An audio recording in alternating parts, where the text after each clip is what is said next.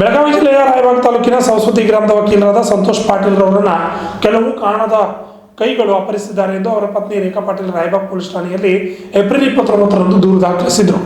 ದೂರಿನ ಆಧಾರದ ಮೇಲೆ ತನಿಖೆ ಕೈಗೊಂಡ ರಾಯಬಾಗ ಪೊಲೀಸರು ಅಧಿಕಾರಿಗಳು ಅಪರಾಧಿಗಳನ್ನು ಬಂಧಿಸುವಲ್ಲಿ ಯಶಸ್ವಿಯಾಗಿದ್ದಾರೆ. ದೂರಿನ ಆಧಾರದ ಮೇಲೆ ತನಿಖೆ ಕೈಗೊಂಡ ರಾಯಬಾಗ ಪೊಲೀಸ್ ಅಧಿಕಾರಿಗಳು ಖಾನಾಪುರ ರಾಮನಗರ ಘಾಟದಲ್ಲಿ ಹತ್ಯೆ ಮಾಡಿ ಸುಟ್ಟು ಹಾಕಿದ ಕಳೇಬರ ಪತ್ತೆಯಾದ ಹಿನ್ನೆಲೆಯಲ್ಲಿ DNA ಪರೀಕ್ಷೆಯಲ್ಲಿ ದೃಢವಾಗಿತ್ತು. ವಕೀಲ್ ಸಂತೋಷ್ ಪಾಟೀಲ್ ಹತ್ಯೆಯಾದ ಆರೋಪದ ಮೇಲೆ A1 ಆರೋಪಿಯಾದ ಶಿವನಗೌಡ ಪಾಟೀಲ್ ಹಾಗೂ ಭರತೇಶ್ ಕೋಳಿಯವರನ್ನು ರಾಯಬಾಗ ಪೊಲೀಸರು ಬಂಧಿಸಿ ಕೋರ್ಟ್ಗೆ ಹಾಜರುಪಡಿಸಿದ ಘಟನೆ ಜರುಗಿದೆ.